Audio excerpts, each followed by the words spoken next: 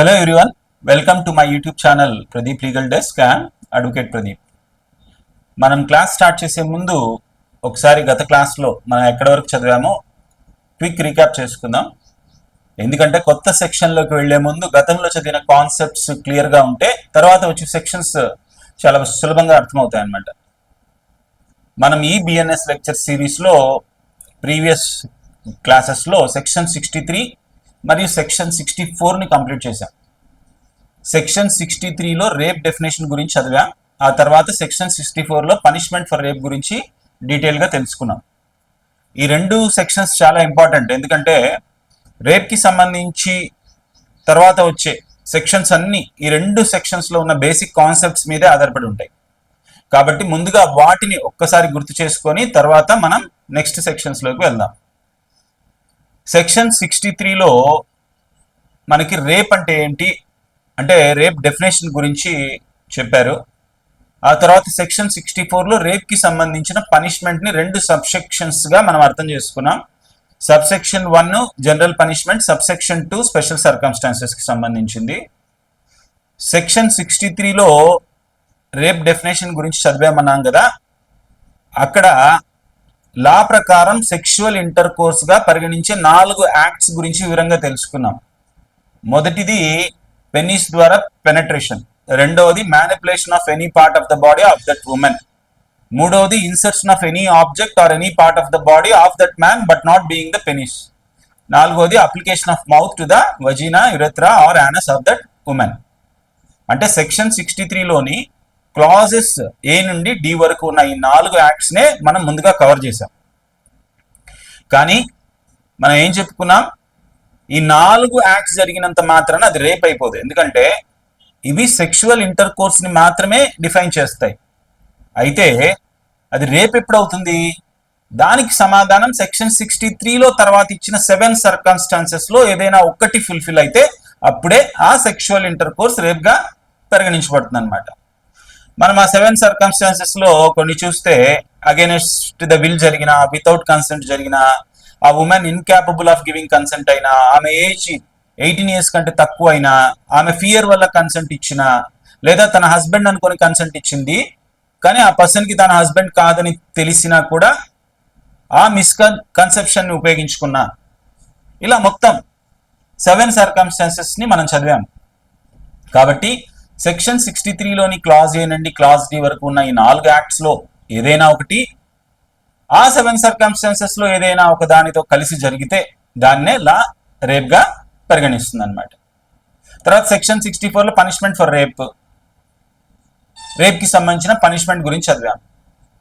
2 సబ్సెక్షన్స్గా divide చేశారని. Subsection 1లో general punishment గురించి ఉంది. అక్కడ పనిష్మెంట్ ఏంటి, మినిమం 10 years రిగరస్ ఇంప్రిజన్మెంట్, అవసరాన్ని బట్టి అది లైఫ్ ఇంప్రిజన్మెంట్ వరకు కూడా వెళ్ళొచ్చు అనమాట. సబ్సెక్షన్ 2లో మాత్రం కొన్ని స్పెషల్ సర్కమ్స్టాన్సెస్ గురించి చదివాం. మరి స్పెషల్ సర్కమ్స్టాన్సెస్ అంటే అక్కడ రేప్ చేసిన పర్సన్ లేదా అక్యూజ్డ్ ఒక ప్రత్యేకమైన పొజిషన్లో ఉండొచ్చు. పోలీస్ ఆఫీసర్ కానీ, పబ్లిక్ సర్వెంట్ కానీ, టీచర్ కానీ, గార్డెన్ కానీ, లేదా ఫిడిషరీ రిలేషన్షిప్లో ఉన్న పర్సన్ అయి ఉండొచ్చు. ఇలాంటి పర్సన్స్ తమ పొజిషన్ని మిస్యూజ్ చేసి రేప్ చేస్తే అలాంటి కేసెస్ను లా స్పెషల్ సర్కమ్స్టాన్సెస్గా పరిగణిస్తుంది అనమాట. ఇంకా ఇంకా ఇంకా కొన్ని స్పెషల్ సర్కమ్స్టాన్సెస్ కూడా చూసాము. అక్కడ అక్యూజ్డ్ సాధారణ వ్యక్తి అయి ఉండొచ్చు కానీ విక్టిమ్ మాత్రం చాలా వల్నరబుల్ పొజిషన్లో ఉంటుందన్నమాట. అంటే ఉదాహరణకు ప్రెగ్నెంట్ ఉమెన్ అయి ఉండొచ్చు, ఇన్కాపబుల్ ఆఫ్ గివింగ్ కన్సెంట్ అయిన ఉమెన్ అయి ఉండొచ్చు. ఇలాంటి పరిస్థితిలో విక్టిమ్ మరింత వల్నరబుల్గా ఉంటుంది. ఇవే కాకుండా కమ్యూనల్ వైలెన్స్ లేదా సెక్టారియన్ వైలెన్స్ జరుగుతున్న సమయంలో ఆ పరిస్థితిని అడ్వాంటేజ్గా తీసుకొని ఉమెన్ పై రేప్ చేసిన, లేదా ఒకే ఉమెన్ పై రిపీటెడ్లీ రేప్ చేసిన, ఇలా మనం క్లాజ్ ఏ నుండి క్లాజ్ ఎం వరకు ఉన్న మొత్తం 13 సర్కమ్స్టాన్సెస్ గురించి మనం చదివాం. ఈ కేసెస్లో పనిష్మెంట్ కూడా సివియర్గా ఉంటుందని చూసాం. అయితే మినిమం పనిష్మెంట్ మాత్రం మారదు, అంటే minimum 10 years rigorous imprisonment, maximum మాత్రం లైఫ్ ఇంప్రిజన్మెంట్. అయితే ఇక్కడ లైఫ్ ఇంప్రిజన్మెంట్ అంటే సాధారణ లైఫ్ ఇంప్రిజన్మెంట్ కాదు, remainder of that person's natural life, అంటే ఆ వ్యక్తి జీవితాంతం జైల్లోనే ఉండాలి అనే అర్థం అనమాట. దీంతో పాటు ఫైన్ కూడా తప్పనిసరిగా ఉంటుందని చూసాం. ఈ సెక్షువల్ అఫెన్సెస్లో ఫైన్ని మ్యాండేటరీగా ఇంక్లూడ్ చేశారు. మరి ఆ ఫైన్ ఎలా ఉండాలి అని అంటే జస్ట్ అండ్ రీజనబుల్ గా ఉండాలి, విక్టిమ్ అవసరాలను దృష్టిలో పెట్టుకొని నిర్ణయించాలి, ఆ అమౌంట్ మొత్తం విక్టిమ్ అయిన ఉమెన్కే ఇవ్వాలి. అంటే ఆమె ట్రీట్మెంట్, రిహాబిలిటేషన్ మరి ఇతర అవసరాల కోసం ఆ మొత్తాన్ని ఆమెకి ఇవ్వాలి అన్నమాట. ఇవన్నీ మనం గత క్లాస్లో చాలా డీటెయిల్ గా చదివాం.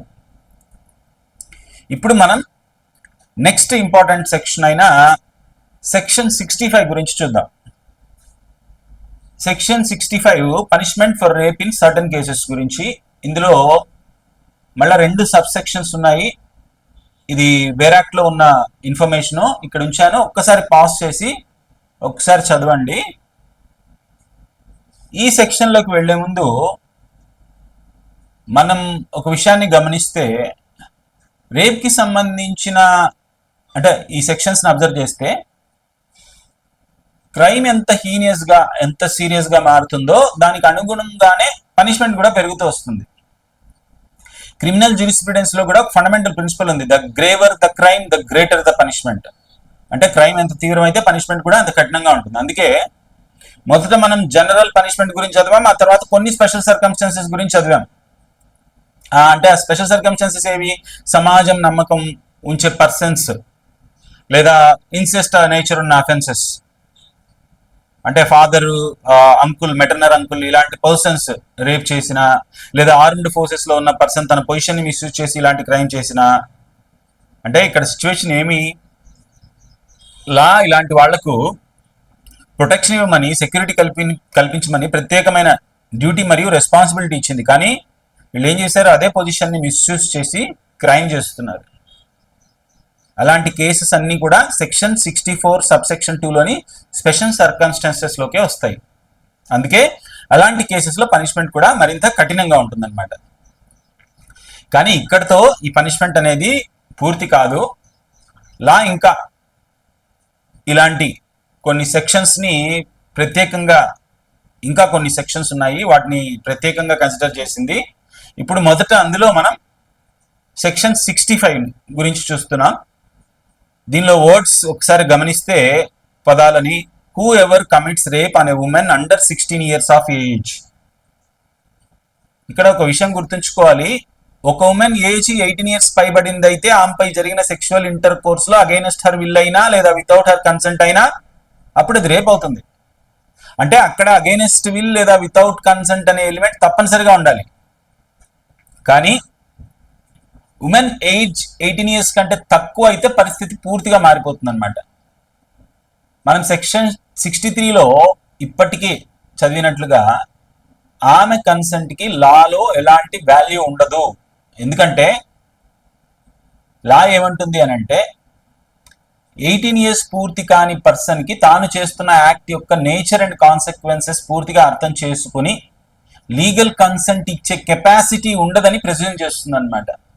అందుకే ఆమె కన్సెంట్ ని లా మెటీరియల్ గా పరిగణించదు.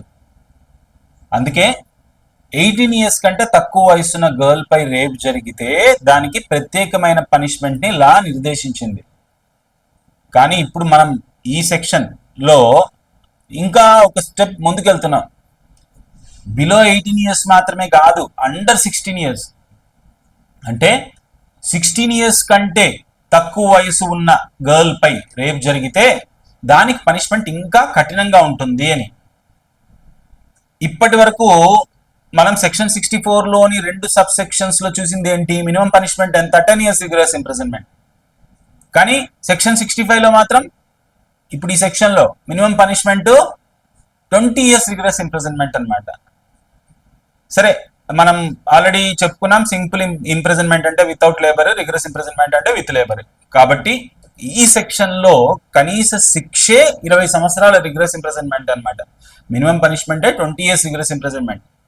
అయితే మాక్సిమం పనిష్మెంట్ ఎంత? ఇక్కడ life imprisonment, maximum punishment life imprisonment. మరి లైఫ్ ఇంప్రిజన్మెంట్ అంటే ఇక్కడ కూడా reminder of that person's natural life. అంటే కోర్టు 15 సంవత్సరాలు, 20 సంవత్సరాలు, 25 సంవత్సరాలు అని ఫిక్స్డ్ టర్మ్ ఏమి డిసైడ్ చేయదు. ఆ వ్యక్తి తన జీవితాంతం జైల్లోనే ఉండాలి. దాంతోపాటు ఫైన్ కూడా మ్యాండేటరీ. మరి ఇక్కడతో సెక్షన్ 65 పూర్తవుతుందా అంటే కాదు. ఈ సెక్షన్కి 2 ప్రొవిజన్స్ కూడా ఉన్నాయి. అవి చాలా ఇంపార్టెంట్. ఎందుకంటే అండర్ 16 ఇయర్స్ విక్టిమ్ ఉన్న కేసెస్లో ఫైన్ గురించి లా ప్రత్యేకంగా కొన్ని విషయాలు చెప్తుందన్నమాట. సరే, మొదటి ప్రొవిజన్ ఏమంటుంది అని అంటే, లా ప్రకారం ఫైన్ తప్పనిసరిగా జస్ట్ అండ్ రీజనబుల్ గా ఉండాలి అంటుంది. అది ఏ ఉద్దేశంతో ఉండాలి అని అంటే, విక్టిమ్ కి అయిన మెడికల్ ఎక్స్పెన్సెస్ ని మీట్ అయ్యేలా ఉండాలి, ఆమె రీహాబిలేషన్ కి ఉపయోగపడేలా ఉండాలి అని చెప్తుంది. ఇక్కడ మనం విక్టిమాలజీ థియరీ గురించి ఒక విషయం గుర్తు చేసుకుంటే, దీని యొక్క ప్రధాన ఉద్దేశం ఏమిటి? విక్టిమాలజీ యొక్క ప్రధాన ఉద్దేశం కేవలం విక్టిమ్ ని స్టడీ చేయడం మాత్రమే కాదు, విక్టిమ్ కి జరిగిన నష్టాన్ని ఎంతవరకు భర్తీ చేయగలమో, ఆమెను తిరిగి సాధారణ జీవితంలోకి ఎలా తీసుకురావాలనే దానిపై కూడా దృష్టి పెట్టడం అన్నమాట. ఉదాహరణకు, ఒక ఉమెన్ పై రేప్ జరిగింది అని అనుకుందాం. కేసు ట్రయల్ పూర్తయింది, చివరికి అక్యూజ్డ్ కన్విక్ట్ అయ్యాడు. కోర్టు అతనికి లైఫ్ ఇంప్రిజన్మెంట్ కూడా విధించింది. ఇప్పుడు ఒక ప్రశ్న, మరి ఇంతటితో విక్టిమ్ కి పూర్తిగా న్యాయం జరిగినట్టేనా? ఒక్కసారి ఆలోచిస్తే మనమైతే న్యాయం జరిగినట్టుగా చెప్పలేం. నేరం చేసిన వ్యక్తికి శిక్ష పడిందనే ఒక రకమైన కంటెంట్మెంట్, సాటిస్ఫాక్షన్ మాత్రం విక్టిమ్కి అయితే ఉంటుంది. కానీ ఎందుకంటే ఇక్కడ తనపై జరిగిన అన్యాయానికి కారణమైన వ్యక్తికి చివరికి శిక్ష పడింది, ఈ ఫీలింగ్ అయితే, ఈ భావన అయితే ఆమెకు కలుగుతుంది. కానీ అంత మాత్రాన విక్టిమ్ ని పూర్తిగా రీహాబిలేట్ చేయగలమా అంటే, రీహాబిలిటేషనే కాదు, ఆమెకి జరిగిన ఇంజస్టిస్ కి ప్రపోర్షనెట్ గా తిరిగి ఏమైనా ఇవ్వగలమా అంటే మనకి అది సాధ్యం కాదనమాట. అందుకే లా ఫైన్ ని కేవలం ఒక ఫార్మాలిటీగా చూడకుండా, ఇక్కడ ఫైన్ విధించడం వెనుక ఒక ప్రత్యేకమైన ఉద్దేశం ఉందన్నమాట. కేవలం ఒక చిన్న మొత్తాన్ని ఫైన్ గా విధించి అక్యూజ్డ్ కి పనిష్మెంట్ ఇచ్చామంటే లా ఉద్దేశం ఇక్కడ నెరవేరినట్లు కాదు. అందుకే ఈ సెక్షన్ లో ప్లస్ ఫైన్ అని స్పష్టంగా చెప్పారు. I mean shall also be liable to fine. ఒక ఉమెన్ పై రేప్ జరిగింది అని అనుకుందాం. ఇక్కడ ఆమెకు మెడికల్ ట్రీట్మెంట్ అవసరం అవుతుంది, హాస్పిటల్కి వెళ్లాల్సిన అవసరం ఉంటుంది, కోర్టు చుట్టూ తిరగాల్సిన అవసరం ఉంటుంది. వీటితో పాటు సోషల్ స్టిగ్మాని కూడా ఎదుర్కోవాల్సి వస్తుంది. కొన్ని సందర్భాల్లో ఆమె చేస్తున్న జాబ్ కూడా పోయి ఉండొచ్చు, లేదా ఇంటి బయటకు రావడానికి కూడా భయపడే పరిస్థితి ఏర్పడి ఉండొచ్చు. ఎందుకంటే ఆమెపై జరిగింది ఒక హీనియస్ క్రైమ్. దాంతోపాటు సొసైటీలో కూడా ఒక సోషల్ స్టిగ్మా కూడా అటాచ్ అయి ఉంటుంది. ఇలాంటి పరిస్థితుల్లో విక్టిమాలజీ ఏం చెప్తుంది అంటే, ఆ విక్టిమ్ని మళ్ళీ సొసైటీలో మెయిన్ స్ట్రీమ్లోకి తీసుకురావాలి అని చెప్తుంది. అంటే ఆమె మళ్ళీ సాధారణ జీవితాన్ని గడపగలిగే స్థితికి చేరుకునేలా చేయాలి అని. మరి అది ఎలా సాధ్యం? దానికి ఉన్న ముఖ్యమైన మార్గం ఏమంటే, ఆమెకు మానిటరీ హెల్ప్ అందించడం.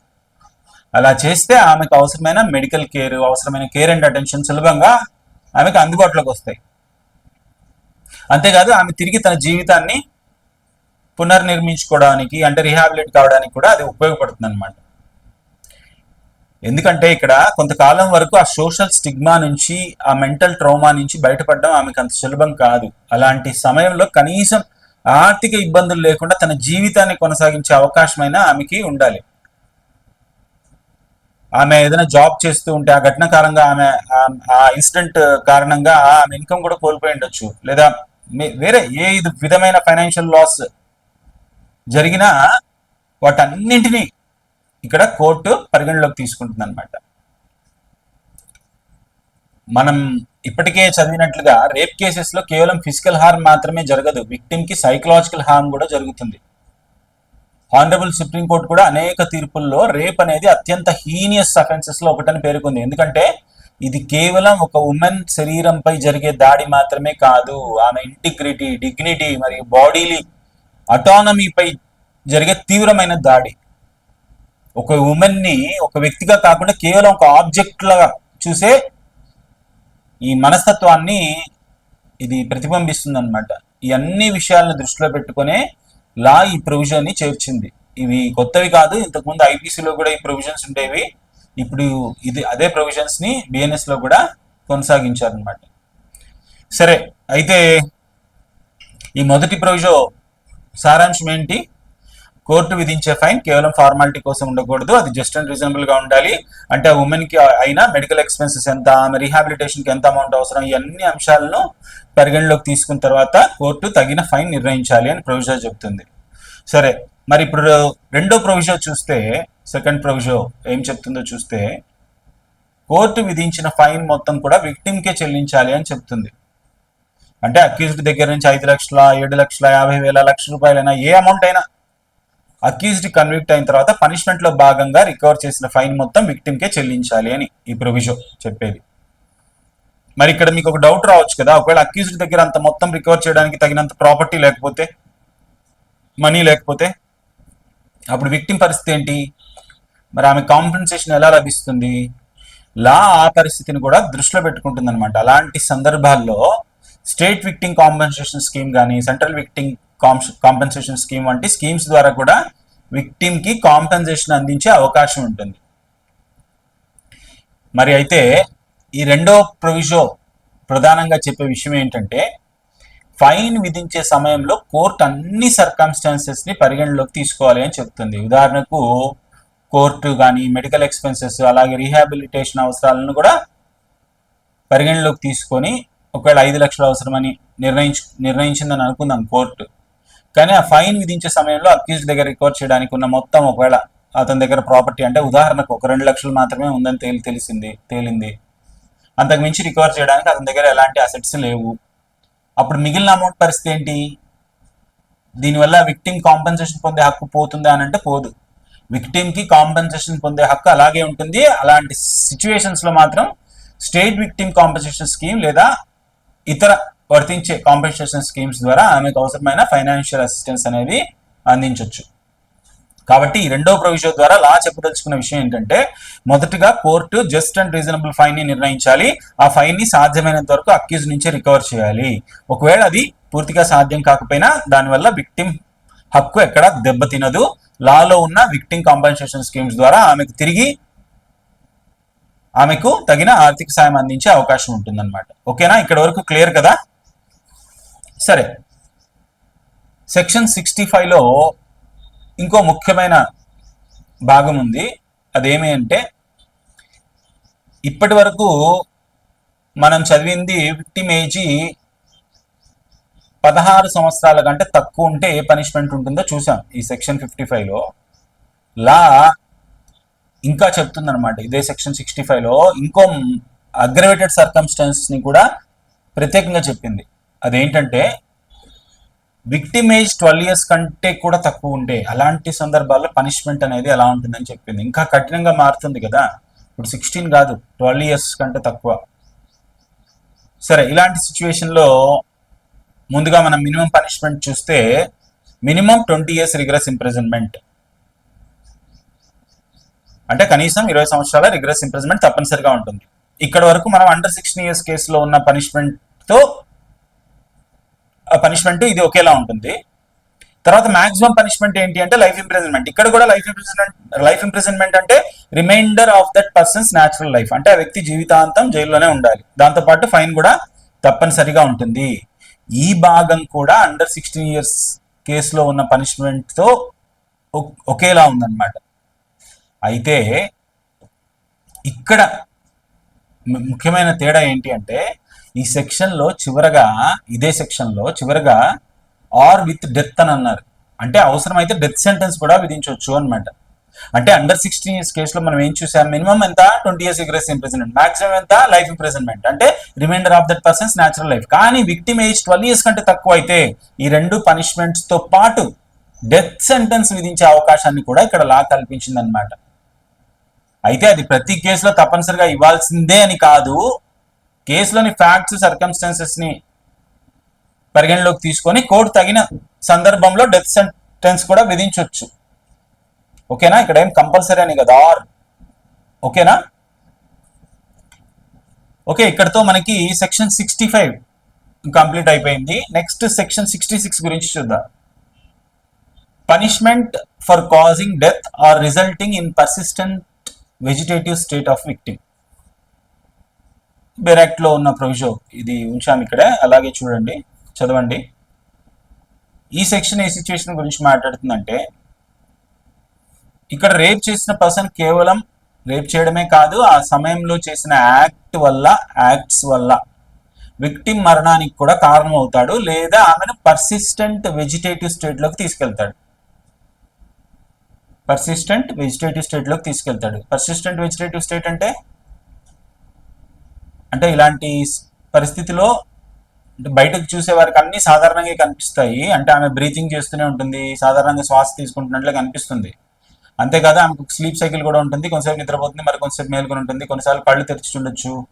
చూసేవారికి అన్ని నార్మల్ గానే కనిపిస్తాయి, కానీ బ్రెయిన్ మాత్రం సరిగా పనిచేయదు. అంటే చుట్టూ ఏం జరుగుతున్నా, ఎవరైనా మాట్లాడినా, ఏ స్టిమ్యులస్ ఇచ్చినా దేనికి రెస్పాండ్ చేయదు. ఇలాంటి పరిస్థితినే పర్సిస్టెంట్ వెజిటేటివ్ స్టేట్ అంటారు.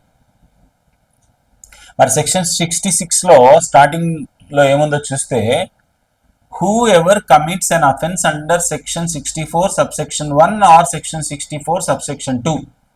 అంటే మనం సెక్షన్ 64 సబ్సెక్షన్ 1లో చదివిన జనరల్ పనిష్మెంట్ కు సంబంధించిన రేప్ అయినా, లేదా సెక్షన్ 64 సబ్సెక్షన్ 2లోని 13 స్పెషల్ సర్కమ్స్టాన్సెస్ లో జరిగిన రేప్ అయినా, ఏదైనా కావచ్చు. తర్వాత ఇంకా సెక్షన్ ని చూస్తే, in the course of such commission, అంటే ఆ రేప్ జరుగుతున్న సమయంలో సెక్షన్ 63 ప్రకారం పెనట్రేషన్ అయినా, ఇన్సెషన్ అయినా, మ్యానిపులేషన్ అయినా, అప్లికేషన్ ఆఫ్ మౌత్ అయినా, రేప్ కేటగిరీలోకి వచ్చే ఏ యాక్ట్ అయినా చేస్తూ ఉండగా విక్టిమ్ కి ఒక తీవ్రమైన ఇంజురీ చేస్తాడనమాట. విక్టిమ్ కి ఒక తీవ్రమైన ఇంజురీ చేస్తాడు. ఆ ఇంజురీ వల్లే చివరికి ఆమె మరణిస్తుంది, లేదా పర్సిస్టెంట్ వెజిటేటివ్ స్టేట్ లోకి వెళ్తుంది. ఇక్కడ ఒక ముఖ్యమైన విషయం గమనించాలి. ఈ సెక్షన్ వర్తించాలంటే కాజ్ అండ్ ఎఫెక్ట్ రిలేషన్షిప్ స్పష్టంగా ఎస్టాబ్లిష్ కావాలి. అంటే కాజ్ ఏమిటి, అక్యూజ్ చేసిన ఇంజురీ, ఆ ఇంజురీ ఎప్పుడు జరిగింది, రేప్ జరుగుతున్న సమయంలో. ఎఫెక్ట్ ఏమిటి, విక్టిమ్ మరణించడం. అంటే ఆ ఉమెన్ మరణానికి కారణం రేప్ జరుగుతున్న సమయంలో అక్యూజ్ చేసిన ఇంజురీనే అని ప్రాసిక్యూషన్ స్పష్టంగా నిరూపించాలి. ఒకవేళ కాజ్ అండ్ ఎఫెక్ట్ రిలేషన్షిప్ ని ప్రాసిక్యూషన్ ఎస్టాబ్లిష్ చేయలేకపోతే మరి అక్యూజ్డ్ ఏమైపోతాడు, సెక్షన్ 64 సబ్సెక్షన్ 1 లేదా సెక్షన్ 64 సబ్సెక్షన్ 2 ప్రకారం రేప్ కి లైబుల్ అవుతాడు. కానీ సెక్షన్ 66 కింద లైబిలిటీ వస్తుందని మాత్రం మనం చెప్పలేం. ఒకవేళ ప్రాసిక్యూషన్ ఈ కాజ్ అండ్ ఎఫెక్ట్ రిలేషన్షిప్ ని స్పష్టంగా ఎస్టాబ్లిష్ చేయగలిగితే అప్పుడు ఈ కేసు సెక్షన్ 66 కిందకు వస్తుంది. ఎందుకంటే ఈ సెక్షన్ లో పనిష్మెంట్ మరింత సివియర్ గా ఉంటుంది. మరి ఇక్కడతో సెక్షన్ అయిపోయిందా, ఇంకా ఉంది. And in the course of such commission inflicts an injury which causes death or causes the woman to be in a persistent vegetative state. అంటే రేప్ జరుగుతున్న సమయంలో చేసిన ఇంజురీ వల్ల విక్టిమ్ మరణించినా, లేదా ఆమె పర్సిస్టెంట్ వెజిటేటివ్ స్టేట్ లోకి వెళ్ళిపోయినా ఈ సెక్షన్ అనేది వర్తిస్తుంది అనమాట. మరి ఇలాంటి సందర్భంలో punishment, minimum punishment 20 years rigorous imprisonment. ఈ పనిష్మెంట్ ఇప్పటికే మనం పై సెక్షన్ లో చూసినట్లుగానే ఉంది.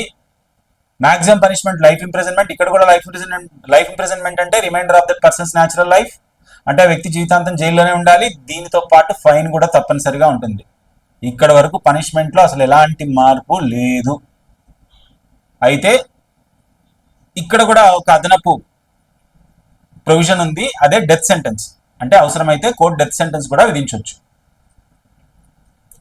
ఇక్కడ ఒక విషయం గుర్తుంచుకోవాలి, సెక్షన్ 65లోని సెకండ్ పార్ట్ లో, అలాగే సెక్షన్ 66 లో కూడా డెత్ సెంటెన్స్ విధించే అవకాశం లా కల్పించింది.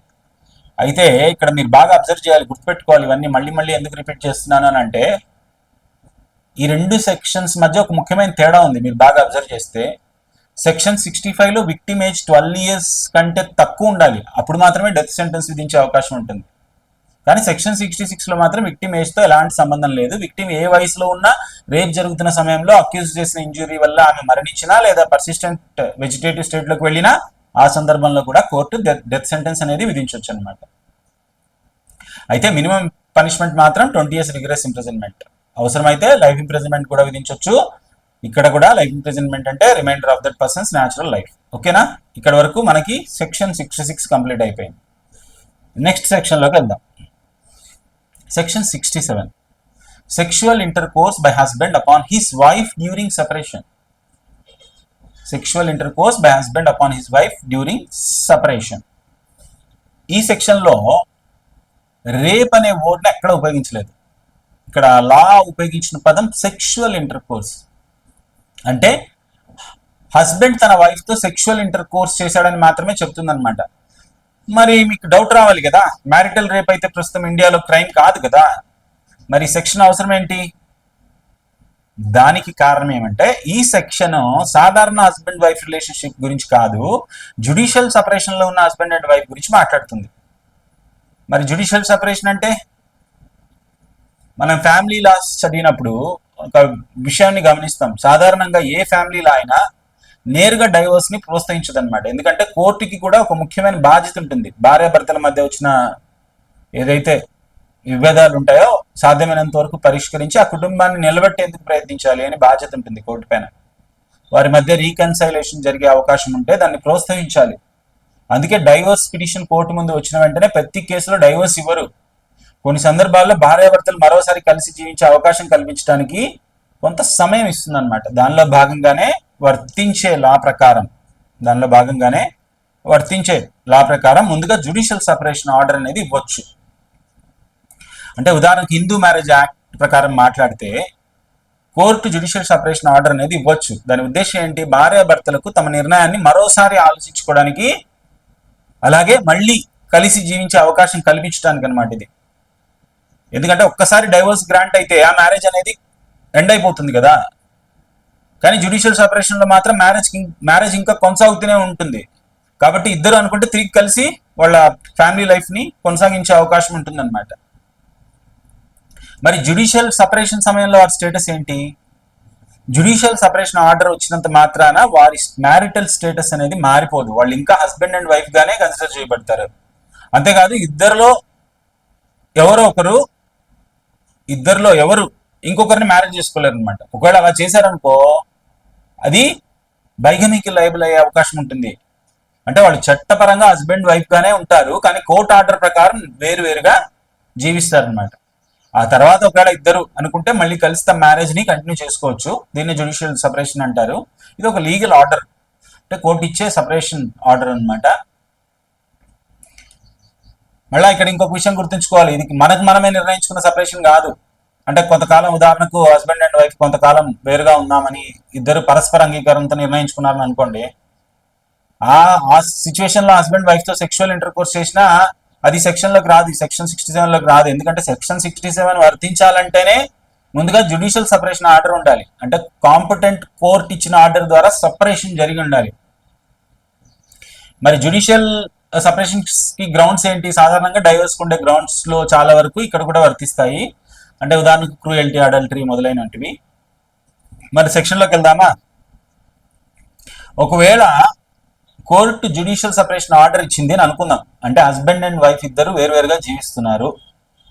అలాంటి సమయంలో హస్బెండ్ తన వైఫ్ తో సెక్షువల్ ఇంటర్ కోర్స్ చేస్తాడు. ఇక్కడ సిచ్యువేషన్ లో ఏ వైఫ్ తో? Who is living separate wife తో. అంటే తన నుంచి వేరుగా నివసిస్తున్న వైఫ్ తో ఏం చేస్తాడు? సెక్షువల్ ఇంటర్ కోర్స్ చేస్తాడు. సెక్షన్ లో ఇంకో ఎక్స్ప్రెషన్ కూడా ఉంది, whether under a degree of separation or otherwise. అంటే ఆమెకి కోర్టు ఇచ్చిన జ్యుడిషియల్ సపరేషన్ ఆర్డర్ వల్ల అయినా, లేదా చట్టబద్ధంగా వేరుగా నివసిస్తున్న ఏ ఇతర పరిస్థితుల్లో అయినా ఆమె కన్సెంట్ లేకుండా సెక్షువల్ ఇంటర్ కోర్స్ జరిగితే ఈ సెక్షన్ వర్తిస్తుంది అనమాట. అయితే ఇక్కడ ఒక విషయం గుర్తుంచుకోవాలి, ఒకవేళ హస్బెండ్ వైఫ్ ఇద్దరి మ్యూచువల్ కన్సెంట్ తో సెక్షువల్ ఇంటర్ కోర్స్ జరిగితే ఏమైపోతుంది? అసలు ఈ సెక్షన్ అనేదే వర్తించదు. కానీ వైఫ్ కన్సెంట్ లేకుండా సెక్షువల్ ఇంటర్ కోర్స్ జరిగితే ఆ హస్బెండ్ సెక్షన్ 67 ప్రకారం లయబుల్ అవుతాడు. మరి punishment, minimum punishment 2 years imprisonment. ఈ ఇంప్రిజన్మెంట్ ఏదర్ డిస్క్రిప్షన్ అయి ఉండొచ్చు, అంటే సింపుల్ ఇంప్రిజన్మెంట్ కూడా కావచ్చు, లేదా రిగ్రెస్ ఇంప్రిజన్మెంట్ కూడా కావచ్చు. మరి ఏది విధించాలో కేసులోని ఫ్యాక్ట్స్ అండ్ సర్కమ్స్టాన్సెస్ పరిగణలోకి తీసుకొని కోర్టు నిర్ణయిస్తుంది. మరి మాక్సిమం పనిష్మెంట్ 7 years ఇంప్రిజన్మెంట్, దీంతో పాటు ఫైన్ కూడా ఉంటుంది. ఈ సెక్షన్ కి ఒక ఎక్స్ప్లెనేషన్ కూడా ఉంది. అది ఏమంటుంది అంటే, in this section sexual intercourse shall mean any of the acts mentioned in clauses A to D of section 63. మరి ఈ విషయం మనం ఇప్పటికే చాలాసార్లు చెప్పుకున్నాం కదా. క్లాజెస్ ఏ నుంచి డి వరకు సెక్షువల్ ఇంటర్ కోర్స్ లో మొత్తం 4 యాక్ట్స్ ఉంటాయి: penetration, manipulation, insertion, application of mouth. అంటే ఇక్కడ లా ఏం కొత్తగా ఏం చెప్పడం లేదు. సెక్షన్ 63లో సెక్షువల్ ఇంటర్ కోర్స్ గా పరిగణించే అదే 4 యాక్ట్స్ ఇక్కడ కూడా వర్తిస్తాయి అన్నమాట. అంతేకాదు సెక్షన్ 63లో ఏ క్లాజ్ కి ఏ ఇంటర్ప్రిటేషన్ వర్తిస్తుందో అదే ఇంటర్ప్రిటేషన్ ఇక్కడ కూడా వర్తిస్తుంది. ఉదాహరణకు పెనట్రేషన్ ఏ పార్ట్కి వర్తిస్తుందో, అప్లికేషన్ ఆఫ్ మౌత్ ఏ పార్ట్స్ కి వర్తిస్తుందో, ఇన్సర్షన్ ఏ పార్ట్స్ కి వర్తిస్తుందో, ఇవన్నీ మనం సెక్షన్ 63లో ఎలా వివరించామో ఇక్కడ కూడా అదే విధంగా మనం అర్థం చేసుకోవాలి. ఓకేనా? దీంతో మనకి సెక్షన్ 67 కూడా కంప్లీట్ అయ్యింది. Next section 68, sexual intercourse by a person in authority. ఓకేనా? ఇక్కడ సెక్షన్ 68లో ఈ క్లాజెస్ ఉన్నాయి డి వరకు, తర్వాత ఎక్స్ప్లెనేషన్స్ 4 ఉన్నాయి, మళ్ళీ పనిష్మెంట్ గురించి కూడా చెప్పారు. డైరెక్ట్లో ఇన్ఫర్మేషన్ ఒక్కసారి చదవండి, ఓకేనా. Sexual inter course by person in authority అంటే పర్సన్ ఇన్ అథారిటీ తన పొజిషన్ని అబ్యూస్ చేసి సెక్షువల్ ఇంటర్ కోర్స్ చేస్తే ఈ సెక్షన్ అనేది వర్తిస్తుంది అనమాట. మరి పర్సన్ ఇన్ అథారిటీ అంటే ఎవరు? మనం ఆల్రెడీ చదువుకున్నాం, jail staff, police officer, hospital staff, ఇలా అథారిటీ లేదా కంట్రోల్లో ఉన్న వివిధ రకాల పర్సన్స్ ఇందులోకి వస్తారు. మరి వచ్చి ఉంటుంది కదా మీకు డౌట్ వెంటనే, ఈ సిచ్యువేషన్స్ అన్ని మనం ఇప్పటికే సెక్షన్ 64 సబ్ సెక్షన్ 2లో చదివాం కదా. మరి మళ్ళీ సెక్షన్ 68 ఎందుకు వచ్చింది? దానికి కూడా కారణం మీరు అబ్జర్వ్ చేస్తే సెక్షన్ 64 సబ్ సెక్షన్ 2కి సెక్షన్ 68కి ఒక తేడా ఉంది. సెక్షన్ 64 సబ్ సెక్షన్ 2లో rape by A person in authority గురించి ఉంది, సెక్షన్ 68లో మాత్రం sexual inter course by A person in authority గురించి ఉంది. ఇదే ఈ రెండు సెక్షన్స్ మధ్య ఉన్న డిఫరెన్స్ అనమాట. మరి సెక్షన్ గురించి చూస్తే whoever being in a position of authority or in a fiduciary relationship అంటే ఏదైనా పొజిషన్ ఆఫ్ అథారిటీలో ఉన్న పర్సన్ అయినా లేదా ఫిడ్యూషియరీ రిలేషన్షిప్ లో ఉన్న పర్సన్ అయినా. మరి ఫిడ్యూషియరీ రిలేషన్షిప్ అంటే మళ్ళీ ఈ కాన్సెప్ట్ ని ఇప్పటికే ఎక్స్ప్లెయిన్ చేసుకున్నాం, relationship of trust and confidence అంటే ఒక వ్యక్తి మరొక వ్యక్తిపై నమ్మకం విశ్వాసం ఉంచే రిలేషన్షిప్ అనమాట. ఉదాహరణ కూడా చూసాం, teacher student, uncle niece, father daughter, ఇలాంటి రిలేషన్షిప్ ట్రస్ట్ అండ్ కాన్ఫిడెన్స్ ఉన్న సంబంధాలు అనమాట ఇవి. లేదా ఇంకా పబ్లిక్ సర్వెంట్ అయినా, పబ్లిక్ సర్వెంట్ అంటే దాని గురించి ఇంటర్ప్రిటేషన్ క్లాస్ లో ఇప్పటికే వివరంగా చదివాం మనం. అందులో ఎవరు పబ్లిక్ సర్వెంట్ అవుతారో వివిధ కేటగిరీస్ గా వివరించారనమాట, దాని గురించి కూడా మనం చూసాం. లేదా సూపరింటెండెంట్ లేదా manager of jail, remand home లేదా ఇతర ప్లేస్ ఆఫ్ కస్టడీలో పనిచేసే పర్సన్ అయినా అంటే ప్రస్తుతం అమల్లో ఉన్న ఏదైనా లా ప్రకారం ఏర్పాటు చేసిన కస్టడీ ప్లేస్ లో బాధ్యతలు నిర్వహిస్తున్న పర్సన్. అలాగే ఉమెన్ ఆర్ చిల్డ్రన్ ఇన్స్టిట్యూషన్ లో పనిచేసే పర్సన్ అయినా, ఉదాహరణకు రిమాండ్ హోమ్ ఉమెన్ కి సేఫ్ కస్టడీ కల్పించే ఇన్స్టిట్యూషన్, చిల్డ్రన్ కి ప్రొటెక్షన్ కల్పించే ఇన్స్టిట్యూషన్, ఇలాంటి ఇన్స్టిట్యూషన్స్ అన్ని ఇందులోకి వస్తాయన్నమాట. లేదా ఇంకా చెప్పారు అంటే ఈ క్లాజెస్ అన్నాం కదా, క్లాజ్ ఏ నుంచి డి వరకు ఉన్నాయని. Who ever being in the management or staff of A hospital అంటే హాస్పిటల్ మేనేజ్మెంట్ లో ఉన్న పర్సన్ అయినా లేదా హాస్పిటల్ స్టాఫ్ లో ఉన్న పర్సన్ అయినా. ఉదాహరణకు hospital owner, manager, cashier, sweeper, nursing staff, ఇలా హాస్పిటల్లో మేనేజ్మెంట్ లేదా స్టాఫ్ లో పనిచేసే ఏ పర్సన్ అయినా సెక్షన్ 68 పరిధిలోకి వస్తాడనమాట. ఇప్పుడు ఇక్కడ ఒక ముఖ్యమైన విషయం గమనించాలి, ఈ సర్కమ్స్టాన్సెస్ లో చాలా వరకు మనం ఇప్పటికే సెక్షన్ 64 సబ్ సెక్షన్ 2లో చదివాం.